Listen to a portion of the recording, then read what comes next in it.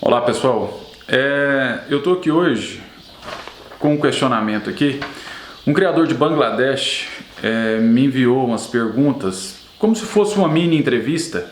Eu não sei onde ele vai publicar e como já está tudo pronto aqui, eu vou respondê-las aqui no canal, porque às vezes acaba ajudando um ou outro criador.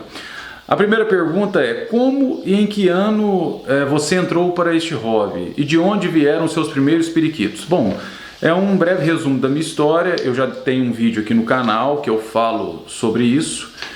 Eu comecei a criar periquito em 1984. Minha mãe me deu 2 casais de periquito australianos e desde então não parei mais. A minha vida era ir para a escola, praticar esporte, criar periquitos. Só isso. Aos 12 anos de idade foi quando eu vi o primeiro casal de periquito inglês na minha vida. Isso foi por volta, eu nasci em 77, 89. Eu vi o primeiro casal de periquito. Quando eu olhei aquilo, eu falei, gente, é o que eu quero. E era um casal de periquito verde claro. Eles não tinham nada. Mas assim, era tão diferente do periquito que eu tinha, do australiano comum, que eu olhei aquilo e falei, gente, um dia eu vou ter só isso aí. E continuei criando meus periquitos australianos e tentando melhorá-los e tal, e eu olhava o livro o único livro que eu tinha, que era esse livro aqui. Eu tinha esse livro aqui, e eu ficava olhando as fotos desse livro, umas fotos preto e branco. Olha aqui. Tem mais fotos. Ó, outra foto. Não tinha nada. Tá vendo? Eu ficava vendo isso e lendo só sobre manejo. Não tinha informação, não tinha nada. E quando eu olhava, eu vi uns periquitos que tinha uma máscara maior, né? E eu queria que os meus australianos fossem daquele jeito. E não era. De forma alguma seria. Porque eu pegava a foto e já vi um periquito padrão inglês na época. Olha a máscara desse periquito. Deixa eu ver se consegue focalizar. Aqui, ó. Olha o tipo que era o periquito. Então eu olhava os meus australianos. Quando eu via isso, eu falava, gente, os meus periquitos não são assim. Então toda vez que eu ia numa loja e via um opalino ou algum australiano com as pintinhas um pouquinho maior no colar, eu comprava e tentava melhorar os meus. Aí eu via o tamanho do periquito. Eu falei, gente, os meus são muito pequenos, mas era o inglês. E eu fui fazendo isso. Aí quando chegou em 1995, eu vendi todos os meus australianos, porque eu fui num criatório aqui em Araguari, que o cara criava e vendia para as lojas. E ele tinha 500 gaiolas, né? E ele chamava Fabinho. Fabinho vendia para muita gente. Era 500 gaiolas, tudo automatizado já. E eu cheguei lá e vi 2 casais de periquito inglês. Falei, Fabinho, da onde veio isso? Ele falou, foi o Zezinho que trouxe de São Paulo. Eu falei, uai. E ele falou, ele tem lá também. Eu falei, você não tem nada para me vender? Ele falou, não, ele vai para São Paulo e pode trazer para você. Eu já vendi todos os meus australianos. Cheguei num pet shop aqui e vendi tudo. Entreguei o dinheiro para esse Zezinho e o Zezinho trouxe para mim. Trouxe 4 casais. Quando chegou para mim, eu já falei isso até no outro vídeo, era como se eu tivesse comprado um carro. Do tanto que eu gostei. Porque eu saí daquilo que eu estava criando para isso aqui. Aí eu comecei a criar periquito, só que eu não tinha escolhido. Você vê, eu entreguei o dinheiro para ele e ele trouxe para mim a escolha dele. Eu falei para ele, traz o que você quiser. Você trazendo periquito inglês para mim é o que eu quero. Olha para você ver a confiança. Entreguei o dinheiro na mão do cara e ele trouxe para mim de São Paulo. E foi assim que eu comecei com o padrão inglês, em 1995. Esses dias eu estava conversando com um amigo meu e ele falou para mim assim, olha, eu vou parar de criar periquito, vou ficar só com os meus australianos, porque eu tenho 3 casais aqui e eu não estou tendo sucesso com eles. E eu já tinha orientado ele sobre a criação de periquito, que você pode criar até australiano, o comum, e não ter sucesso na criação também. Não é fácil ter sucesso, não é fácil você procriar bem. A gente aumenta às vezes o número de gaiola, você aumenta os problemas também. Não é só sucesso, nascimento, não é não. Você vê, eu comecei a criar eu até comentei com ele, eu não tinha ninguém. Hoje, o criador que está iniciando aí, ele tem WhatsApp, ele tem Instagram, ele tem Facebook, ele tem os artigos na internet, ele tem tudo que ele pode ver do mundo. Tem todo o material aí, tem o pessoal que pode conversar. Esse vídeo que eu estou fazendo aqui, que serve às vezes de auxílio para algum criador. A gente não precisa de ter outro criador na cidade ou no estado para você criar periquito e ter sucesso. Não. Basta você estudar e gostar daquilo que você faz e ter um comprometimento diário com aquilo ali. Porque vai ter dias que você vai estar ocupado com qualquer outro problema na sua vida e não vai dar para naquele dia você dar atenção devida, mas no dia seguinte você já dá. E vai levando.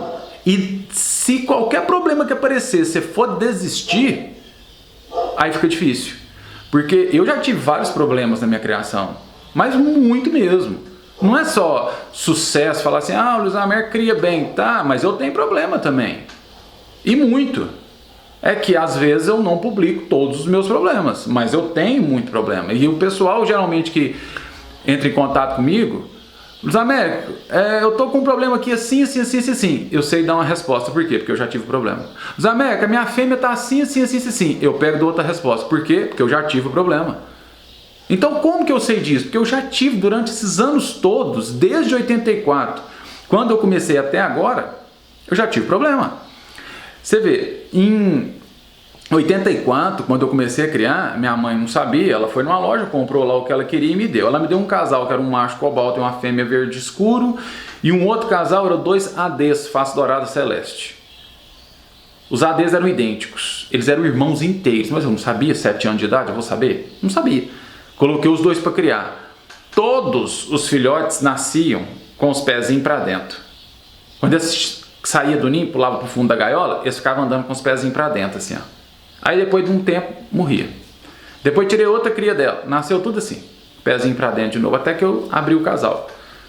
E eu já comecei com esse inbreeding tão fechado e dando problema nos pezinhos. Eu já comecei minha criação assim, já comecei com problema. Todo mundo tem problema, gente.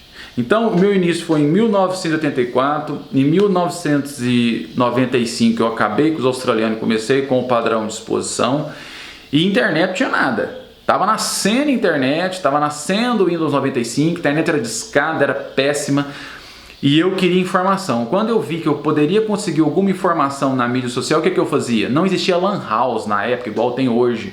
Computador, eram algumas casas que tinham computadores, né, em 95. E eu comprei um computador, só que a internet de casa era muito ruim. Aí tinha um tal de internet a cabo, numa loja de informática. Eu pagava R$5 a hora para ficar usando o computador daquela loja, porque a internet era mais rápida, e eu levava disquete, levava um monte assim de disquete, e ficava colocando e coletando artigo sobre periquito para poder aprender. Aí depois levava para casa, aí como eu fiz vários anos de inglês, eu já ficava lendo aquilo ali que estava em outra língua para poder aprender. E eu ainda não tinha contato com os criadores. Eu fui ter contato com os criadores depois que passou o ano 2000, que o pessoal começou a ter mais contato com a internet, começaram a nascer os blogs, alguns já tinham Orkut ali, MSN e tal, aí depois que veio surgindo o Facebook, e do Facebook veio surgindo o WhatsApp, do WhatsApp Instagram, e hoje nós estamos aqui com YouTube e tudo, e tendo essa facilidade aqui de comunicação. Mas no início não tinha nada, não tinha ninguém para conversar. Por isso que hoje eu nem esquento muito. Se eu ficar sozinho aqui no meu criatório, criando meus periquitos, vendo eles nascerem, pra mim tá tudo ótimo. Porque eu fui criado assim, eu comecei assim sem ter ninguém para espelhar, eu não tinha ninguém para olhar, tudo era sozinho, acontecia. Primeira vez que eu tirei um ovo atravessado de uma fêmea, eu tinha 12 anos. 12 anos. Atravessou o ovo. Eu lembro perfeito, a fêmea era uma opalina face amarela cinza e o macho dela era um Ada cinza. Não esqueço disso. Ela atravessou o ovo, eu olhava aquilo e falei, gente, o que eu vou fazer? Aí peguei um livro que eu tenho, ele, laranja, sobre como criar canário. Aí eu fui lá e li que tinha que levar a fêmea de canário no bico da chaleira, aquecer e tirar o ovo atravessado e pingar um óleo de azeite de oliva no canal, na cloaca. Fiz isso, não adiantou. E aí eu fiquei pensando, gente, o que eu vou fazer? Mas fiz todos os sistemas que posso imaginar, eu tinha feito. Com muito custo eu fui manuseando, consegui tirar o ovo. Aí ela ficou 3 dias deitada no fundo da gaiola, de bruço, e o macho tratando dela no bico. Depois de 3 dias ela estava no puleiro. Deixei ela 6 meses sem procriar, depois ela criou. Eu tenho no meu blog um passo a passo lá do prolapso do oviduto, que é o ovo virado. É só procurar lá no Google, Criadouro, lá tem meu blog, lá tem ovo preso, que é o prolapso do oviduto. Eu explico lá como que tira. Já tirei vários ovos presos, mas eu comecei com 12 anos, e você acha que tinha informação? Perguntar para quem? Naquela época era só telefone fixo, era caro uma chamada de interurbano.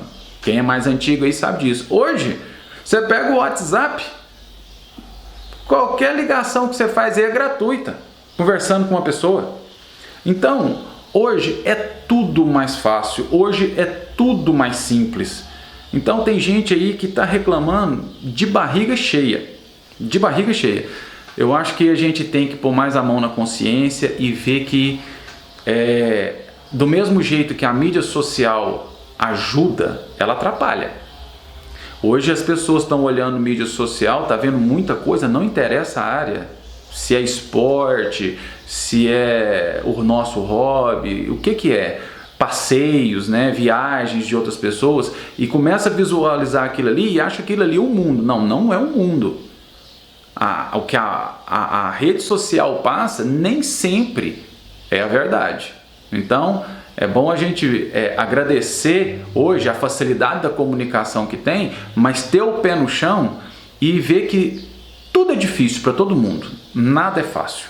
Então o meu início não foi fácil, mas eu sempre gostei de fazer o que eu faço. E nunca tive ninguém para me ajudar no início, ninguém. Tudo foi feito sozinho e procurando ver um criador mais experiente, que às vezes criava passo preto, o outro criava canário, perguntando para um e para o outro como que era a criação deles, e aí os problemas que eles tinham, eles me falavam, eu tentava aplicar nos periquitos, porque não tinha informação. Então a minha base foi essa, a minha formação começou maior com conhecimento de material que eu poderia ler e estudar, depois do ano 2000 que eu comecei a entrar na internet e fazer busca nos sites em outras línguas, era alemão, inglês, tudo, traduzir e estudar.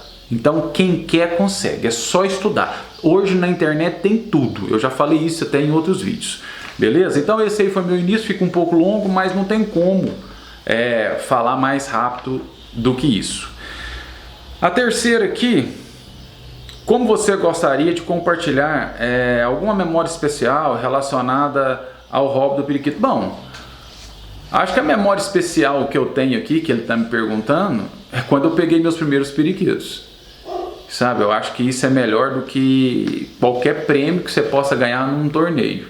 Porque torneio é bom ganhar? Lógico que é. Mas eu não importo com o torneio, porque eu sempre criei sozinho, eu não esquento com isso, sabe? Eu não esquento. Eu acho que o meu momento principal foi ganhar os troféus que eu já ganhei, né? Porque você tem um reconhecimento ali, mas o principal mesmo para mim foi pegar meus primeiros periquitos.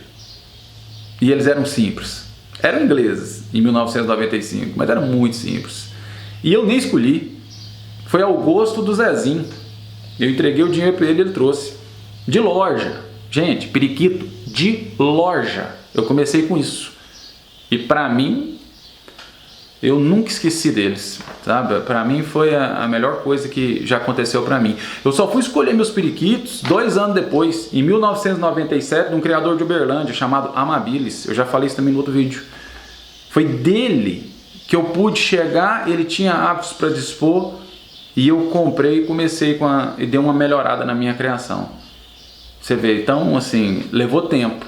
Então hoje eu acho que está muito fácil para quem está começando aí, tem muita informação, tem muito canal hoje no YouTube, tem canal no Instagram, Facebook tem vários perfis, várias páginas, fácil contato, seja por meio de WhatsApp ou outra mídia social. Então hoje o criador está em contato com todo mundo, no mundo inteiro. Então hoje é muito fácil. Agora, não pode se deixar levar por mídia social, porque senão você começa a achar que o seu plantel não é bom, que você não vai crescer, que você não vai para lado nenhum, e não é assim, porque é difícil para todo mundo. Vamos lá. Qual a melhor parte da criação do periquito para você? Olha, acho que a melhor parte da criação para mim é ver o filhote nascer. É você colocar um casal que você espera tirar bons frutos e nascer um filhote bom. Isso para mim, nada paga isso. Eu acho que é o que vale cada novo ano de criação. É tirar bons filhotes dos seus principais casais. Há quanto tempo você cria periquito de exposição? Bom, essa pergunta aqui já foi feita, né?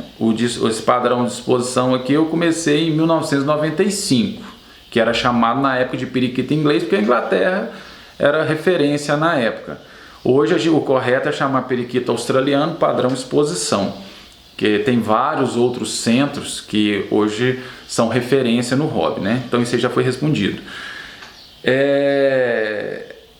E pede aqui também para eu compartilhar um pouco da minha experiência em torneio. Bom, minha experiência em torneio é pequena, é muito pequena, porque eu nem foco nisso. Eu não sou focado em torneio. Gosto, se tiver a oportunidade de participar, eu participo, mas quando eu vejo que eu tenho que andar longas distâncias com os periquitos, eu evito, porque o periquito estressa. Gente, ele estressa de você atravessar uma rua com ele numa gaiola.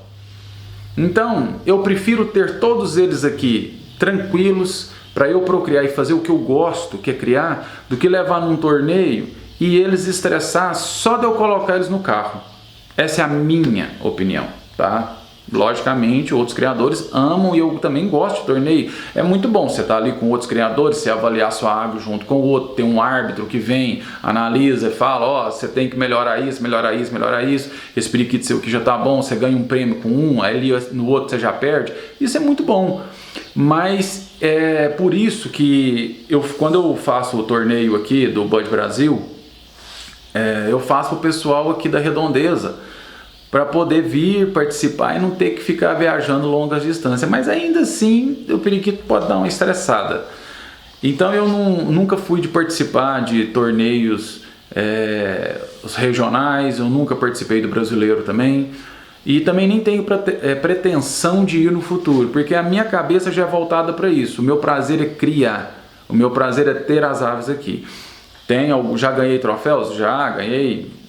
Tenho acho que 23 troféus aqui de torneios pequenos, muito simples, que eu já participei com outros criadores de nome também, mas é nada expressivo, né? O meu prazer é criar. Então a minha experiência em torneios ela é pequena, tá? Mas eu gosto de criar periquito e evoluir ele a cada dia. Bom, como você vê a criação de periquito? É uma arte ou é um desafio? Criar é uma arte e é um desafio também. São as duas coisas. Porque não tem como você separar uma coisa da outra.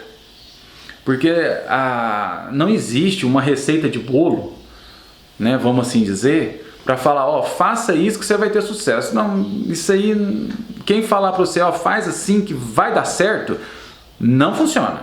Não é um quadrado.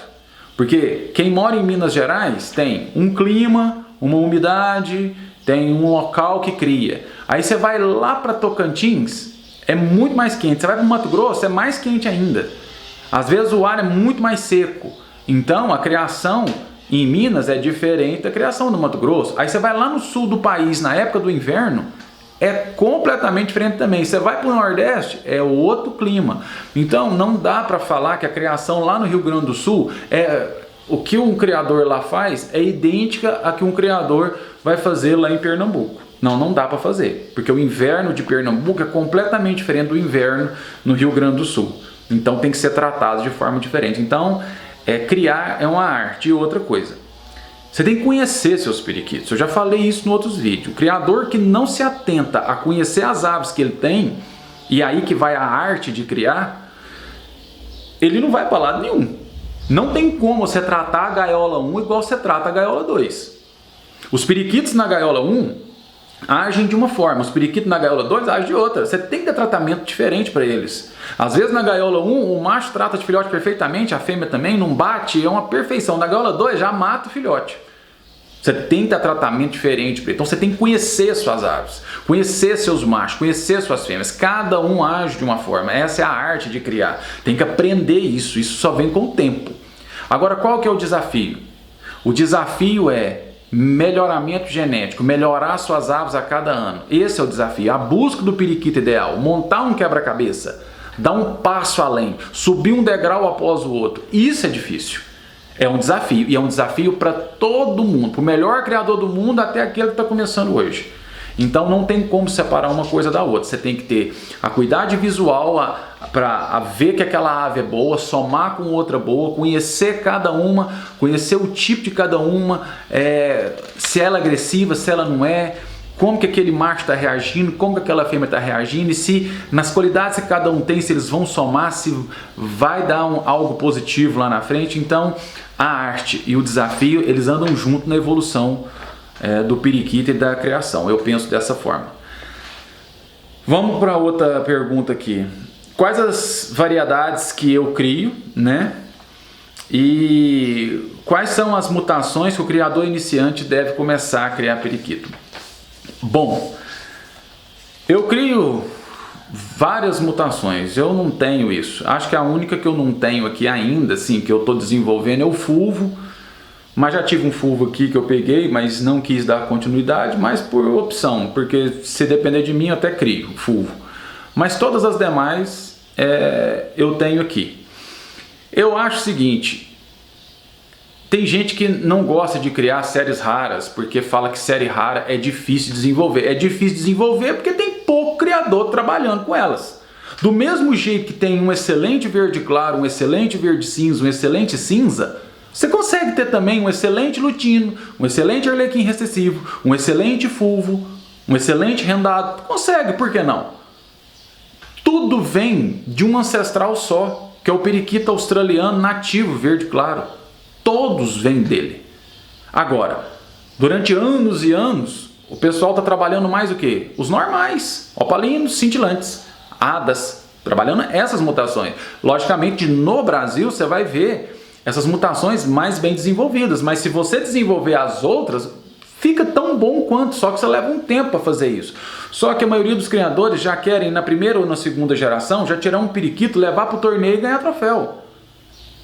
Não tem paciência em desenvolver. Aí nasce um arlequim recessivo, mais simples, olha para aquilo lá e fala, não vou ficar com esse bicho não, pega e já passa para frente. Não, segura, coloca com outro periquito normal, tira normais portadores, já vai nascer um pouco melhor, depois volta num recessivo novamente, já tira algum visual, depois volta no normal, tira portador, acasala com um recessivo novamente e vai montando isso. Às vezes leva 8 anos para chegar num periquito já melhorado, mas chega.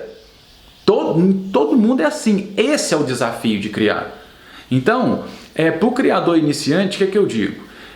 Se for começar e ainda não sabe se vai gostar do hobby ou não, começa com aquilo que goste, aquilo que agrada aos olhos. Eu acho que é a melhor forma de começar, do que começar só com normais, vamos assim dizer, né? Que são celeste, cinza, verde claro. Porque o criador iniciante, ele é muito voltado para a cor, já que ele não entende muito de morfologia. Então, se o cara gosta de hada, ou arlequim recessivo, ou AD, periquito arlequim, todo manchado, comece com isso, porque pelo menos você vai ter uma motivação de criar. E estude. Vá num criador mais experiente, veja como que é a criação dele. Vá na internet, pesquise, veja vídeo, veja os artigos que tem, vê como que a coisa funciona, para sempre você criar motivação e ir melhorando a cada dia. Se você tiver motivação, você vai começar a subir degrau a degrau. Desmotivado, cai. Então, esteja você criando periquitos normais, ou você criando periquitos já bem coloridos e que te agrada aos olhos, você precisa ter motivação. Sem motivação, você pode ter periquitos excelentes, normais, com uma morfologia muito boa, que você para de criar periquito. A motivação é a base de tudo, de você continuar no hobby, tá? E estudar. Estuda, visita criadores mais experientes e começa a criar com aquilo que te agrada aos olhos primeiro. Porque você tendo motivação, você consegue subir. Essa é a mensagem que eu tenho para quem está começando. Quais as considerações que você tem em mente ao definir os novos pares? Existem combinações ou recursos específicos que você mantém para o emparelhamento? Olha, com relação ao acasalamento, como que eu faço? Eu sempre tento fazer de tudo um pouco. Tem gaiola que eu coloco o melhor macho com a melhor fêmea, na minha visão, para tirar periquitos cada vez melhores. Na segunda gaiola também, melhor macho com a melhor fêmea. Às vezes tem fêmea que você coloca um macho que na sua visão vai somar com ela e ela não aceita ele. Ou o macho não aceita a fêmea. E aí? Aí você tem que ir passando outras fêmeas até ela aceitar uma. E às vezes nem aceita. Tem essas dificuldades também na criação. Então eu sempre tento montar o melhor macho com a melhor fêmea. Logicamente também eu tento fazer cores. Às vezes eu quero fazer violeta, eu quero fazer cintilante violeta ou outras mutações. Aí eu já trabalho para tirar essas cores e depois trabalhar a morfologia, porque não dá para trabalhar tudo junto. Por isso às vezes quando você olha o meu criatório, vê ele bastante colorido, mas é que eu trabalho morfologia e trabalho cor também, porque eu gosto de cor e gosto de morfologia, eu gosto das duas coisas. Eu gosto da morfologia e gosto da cor, então tem que somar. Então tem gaiola que eu vou tirar já a mutação que eu desejo, tem gaiola que eu vou tirar a morfologia e depois eu somo. Então é dessa forma que eu faço, mas a montagem minha aqui é sempre o melhor macho com a melhor fêmea. E se eu for fazer cor, se aquela determinada mutação tem uma deficiência às vezes de máscara, eu já coloco um parceiro que já tem essa máscara melhor para cobrir esse defeito do parceiro. Entendeu? Para montar esse quebra-cabeça. Se não tem uma coroa muito boa, já coloca com outro que tem uma coroa boa. Se não tem um back school legal, coloca com outro que tem um back school legal. Isso para quando eu vou fazer cor. Agora, quando eu vou trabalhar morfologia, é o melhor macho com a melhor fêmea. Sempre dessa forma. Bom, a próxima pergunta aqui é: quantas vezes você cria em um ano? Existe alguma preferência de mês, clima para procriar? Bom, durante o ano eu crio, a regra base aqui é 3 posturas no ano, mas tem algumas diferenças. Vou dar um exemplo aqui. Tem criador que chega aqui, olha na voadeira e fala: nossa, tem muito periquito na voadeira, você pode vender um pouco. Eu sei que eu posso. Mas é que os periquitos da voadeira, eles servem de reposição para os periquitos que estão em gaiola de reprodução. Os da gaiola de reprodução saem e os da voadeira entram. Mas como que funciona isso? Cada gaiola é uma história diferente uma da outra, eu já disse isso aqui. Suponhamos que numa gaiola, o macho trata dos filhotes. Quando os filhotes começam a chegar na porta, o macho trata. Neste caso, que o macho trata dos filhotes, eu tiro a fêmea e deixo o macho sozinho tratando os filhotes. Por quê? A fêmea já descansa um mês, porque é o prazo do macho tratar dos filhotes, eles descerem para o fundo da gaiola e aprender a cuidar de si sozinhos. Esse tempo de um mês que eles aprendem a cuidar de si sozinhos e vão para a voadeira dos filhotes, a fêmea descansa um mês, aí eu volto ela para a gaiola, junto com o macho. Essa fêmea, esse casal específico, choca 3 vezes. Outro caso. Suponhamos que tem um casal e esse macho não trata dos filhotes. A fêmea é que faz tudo, ela choca, trata dos filhotes e o macho só trata dela, ele não trata dos filhotes. Neste caso, quando os filhotes estão maiores, eu tiro o macho, eu sempre deixo só um na gaiola para evitar acasalar novamente, encavalar a postura e agressões em cima de filhote. Aí eu tiro o macho e solto ele numa gaiola de macho e deixo a fêmea com os filhotes. Para quê? Ela vai tratar deles, eles vão aprender a cuidar de si sozinhos e na hora que eles forem para a voadeira dos filhotes, aí eu volto o macho. Para essa fêmea que cuida sozinha dos filhotes, para ela não cansar muito, porque é estressante para ela, as outras descansam um mês e depois volta. Essa não descansa, é uma postura encavalada na outra, eu deixo só 2 posturas e depois solto ela na voadeira geral, a grande que eu tenho aqui, e ela fica lá uns 3 meses descansando. Depois ela volta com o mesmo macho dela, se eu gostei dos filhotes, e se eu não gostei eu já mudo até o macho. Né? E aí ela choca mais 2 vezes. Se o macho dela não tratar dos filhotes. Se o novo macho dela tratar dos filhotes, aí ela já segue o mesmo ritmo das outras. Descansa um mês, depois volta, tira 3 crias, depois descansa 3 meses. Sempre assim. Todas as fêmeas que vai para descanso, descansa 3 meses, depois vem para a gaiola de reprodução novamente.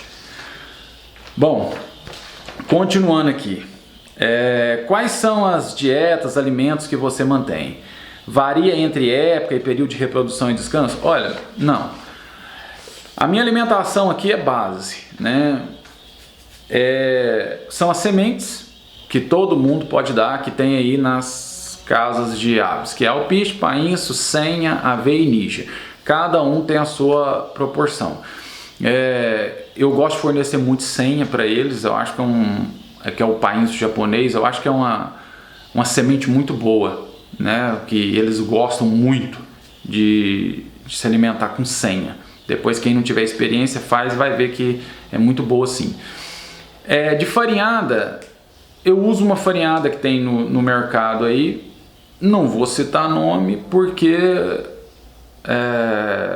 eu acho que não é tão correto assim. Mas tem boas farinhadas no mercado, várias delas. Mas uma delas eu uso aqui.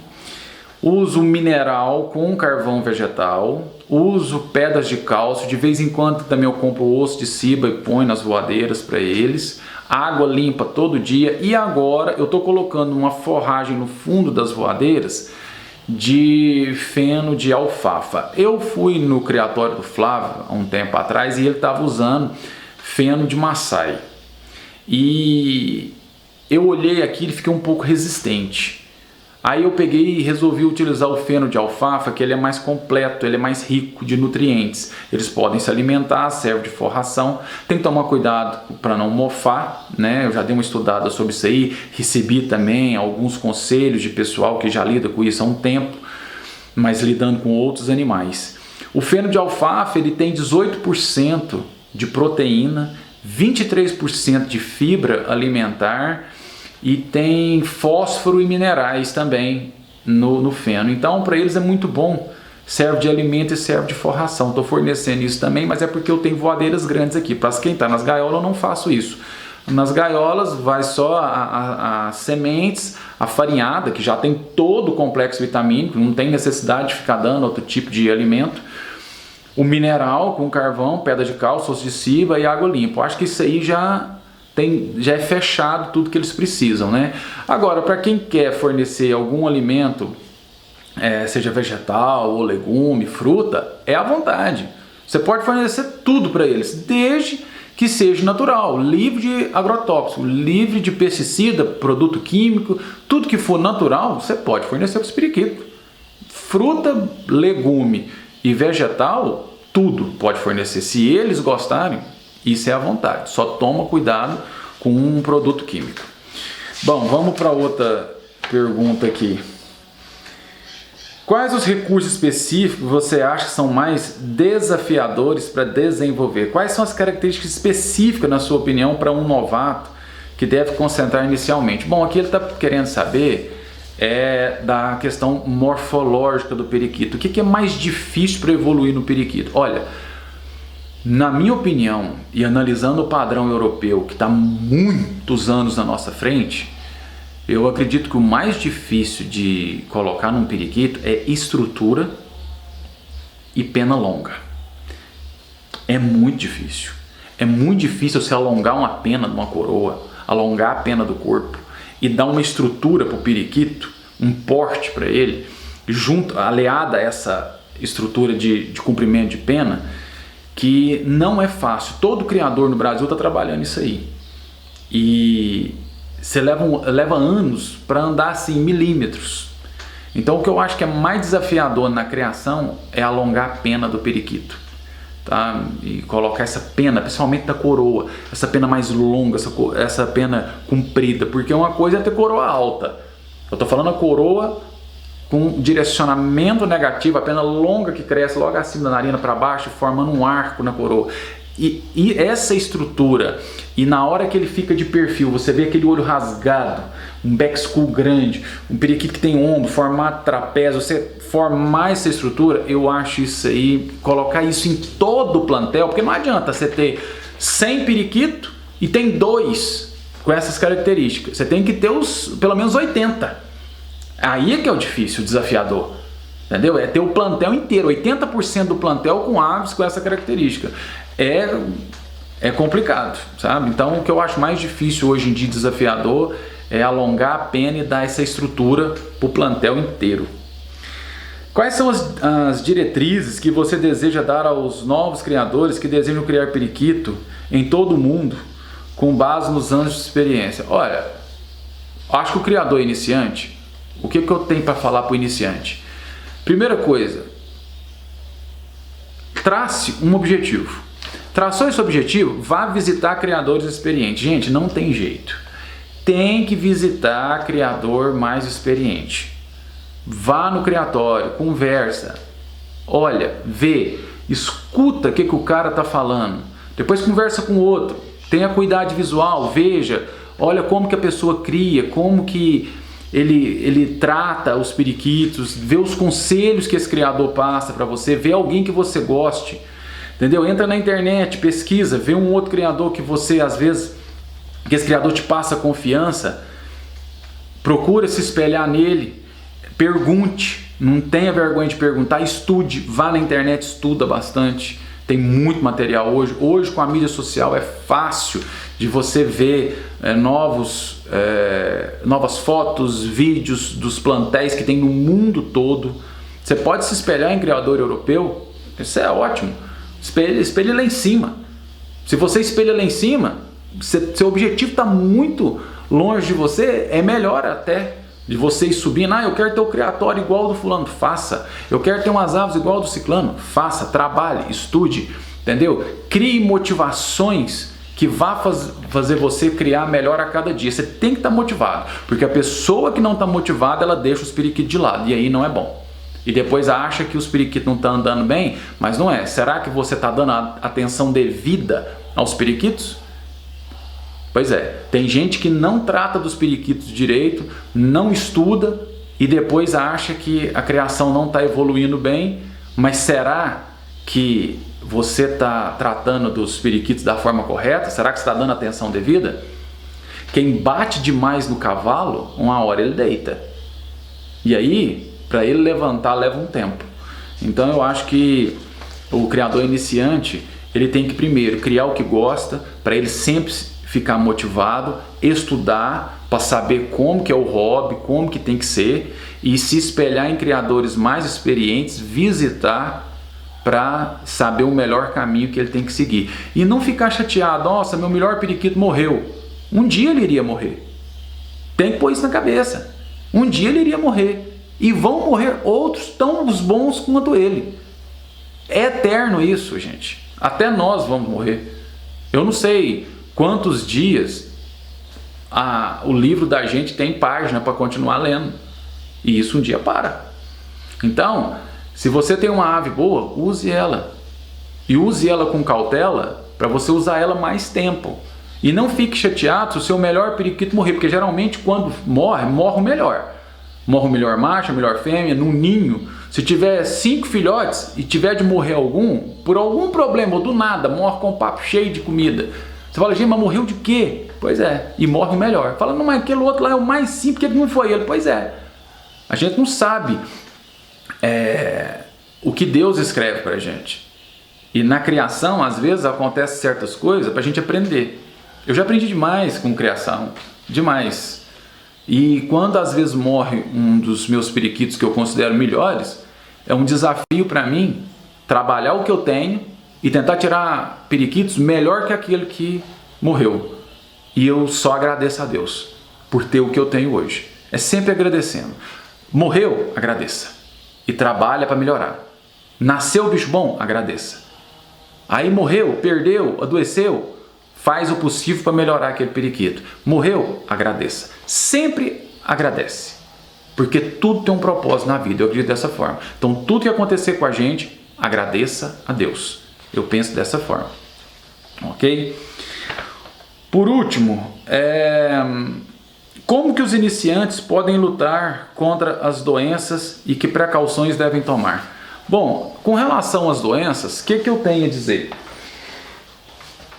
Eu acho que todas as vezes que eu tive ave doente, raramente eu consegui curar uma ave, né? Primeira coisa que você tem que fazer quando você tem uma ave doente é isolar ela das demais, aquecer o local, né? Porque a ave pode ter febre e tudo, deixa ela separada e tenta. Geralmente ela para de comer, para de beber. Então você tem que usar uma sonda e colocar a comida no papo dela. Às vezes você faz uma papinha ali de filhote, porque você vai hidratar, né? Coloca também água, porque hidratando o periquito ele pode vir a melhorar. Para saber que doença tem que fazer exame. Tem que colher as fezes, mandar para um laboratório, receber o exame, saber ministrar o remédio correto. Não adianta falar assim, meu periquito está com peito seco. Gente, peito seco não é doença. Peito seco é um estado que a ave se encontra devido a alguma doença. Agora, qual que é o problema que ela tem? Tem que fazer exame. Então, se tiver um médico veterinário, se tiver um laboratório que dê para fazer exame, procure uma ajuda mais próxima. Faça exame nas fezes, constatou o tipo da doença, tem alguns remédios já que existem, pode até mandar manipular para tratar da ave, seja a ave que for. Agora, ficar automedicando o periquito, seja ele a ave que for, não é correto. Para isso existe gente que estuda e se especializa em ave. Então tem que procurar esses profissionais aí, certo? Mas as medidas, assim, as precauções que se deve ter é profilaxia. O que é isso? É não deixar a ave adoecer, é tratar todo dia, deixar a gaiola limpo, é não deixar puleiro sujo, trocar a água todo dia. Gente, a água tem que ser trocada todo dia, bebedouro tem que ser lavado, não pode deixar bebedouro sujo por causa da quantidade de bactérias, de doença que pode dar ali e vai passando para os periquitos. A ave que está com problema, isola ela, não deixa junto com as demais. Tenha cuidado visual, não deixa para lá, porque uma doente vai passando para as outras. E tem periquito que tem a mesma doença daquele, mas ele não manifestou ainda. E num determinado momento, na hora que ele estressar e a imunidade dele cair, ele vai ficar igual aquele outro. Então tem plantel no Brasil e no mundo que o plantel está repleto de uma enfermidade, mas o criador ainda não sabe. E de uma hora para outra começa a ter problema. Então a gente tem que ter cuidado com as nossas aves, tem que tratar corretamente, tem que ter limpeza, não pode ter preguiça, sabe? Eu falo isso nos meus vídeos, não pode ter preguiça, gente. Quem tem preguiça, a coisa vai aumentando e chega um momento que o criador se perde. Então tem que tratar, os bichos estão presos, eles dependem da gente para comer, para se alimentar, beber, procriar, fazer tudo. Então a gente tem que dar a devida atenção a eles. Então, o que o criador iniciante tem que fazer? Tem que ter a profilaxia, que é o cuidado diário, e fazer o máximo para a ave não adoecer. Adoeceu, separa das demais, coloca num local aquecido e vê se ela está se alimentando. Alimentar de quê? Coloca só semente e água. Aí você suspende fruta, legume, tudo. E vê como vai ficar as fezes. Vou ministrar um remédio. Não, vai ministrar nada. Nada. Vai dar só essa alimentação. E se ela não estiver comendo, você faz uma papinha, coloca e faz exame. Na hora que vier o resultado do exame, igual nós. Quando a gente sente alguma coisa, se você já sabe o que é, for uma coisa simples, a gente já toma um remédio ali, às vezes uma dor de cabeça, tal, beleza. Mas quando você está com outro tipo de problema, o que a gente faz? Você não vai no médico? O médico fala, faz exame, a gente tira sangue, ou faz exame de fezes, faz exame de urina, vem um diagnóstico, você vai tomar isso aqui. Com eles é a mesma coisa, com cachorro, com gato, passarinho, peixe, seja o que for, tem que fazer exame. Sem exame, gente, não adianta ministrar remédio, porque o amigo diz que se fizer isso vai solucionar. Às vezes solucionou para ele. A sua ave tem o mesmo problema da dele? A dele estava com o peito seco, curou. A minha também está com o peito seco. Mas peito seco, a ave é magra. Isso não existe doença do peito seco. Não. Pode ser, por exemplo, a ave pode estar com coccidiose e tem o peito seco. A outra com salmonelose tem o peito seco. A outra está com colibacilose, aí tem o peito seco. A outra tem o... Então, cada tipo de doença que a ave apresenta, ela pode apresentar o peito seco. Basta ela parar de se alimentar. Que ela fica uns dias já sem comer, porque ela se sente debilitada. Então, ela vai emagrecendo. Igual nós, para de comer, você vai emagrecer. Agora tem gente que emagrece por um determinado tipo de doença, o outro emagrece porque está querendo ficar fitness. Um está doente, o outro está saudável. Então, peito seco é um estado que a ave se encontra devido a alguma enfermidade. Qual enfermidade? Tem que fazer exame. O problema que está aqui é diferente do problema que está aqui. Às vezes aqui ministrou um remédio e por sorte foi o remédio certo. Às vezes aqui você ministra aquele remédio e você piora o estado da ave. Porque você vai afetar um fígado, você vai começar a colocar química para dentro, a ave já está fraca, começa a dar outro tipo de remédio que não tem nada a ver com aquilo e pode até matar o animal. Então não ministre remédio que você acha que funciona. Agora, se você sabe que funciona, faça. Tem criador que é experiente, sabe que pode ministrar um remédio e vai estar tudo bem. Ótimo, se puder salvar a ave, beleza. Agora, se não sabe, procura ajuda profissional. Beleza? Então, eu tinha essas perguntas aqui, que foi feita por um pessoal da Ásia, e não sei aonde elas vão publicar isso, mas acho que seria legal colocar aqui no canal, porque serve para um ou outro criador. Espero ter ajudado um pouco, e se eu tivesse mais perguntas aqui de outros criadores aí, eu vou respondendo aqui aos poucos, beleza? Então fiquem com Deus, espero que tenham gostado, um forte abraço a todos.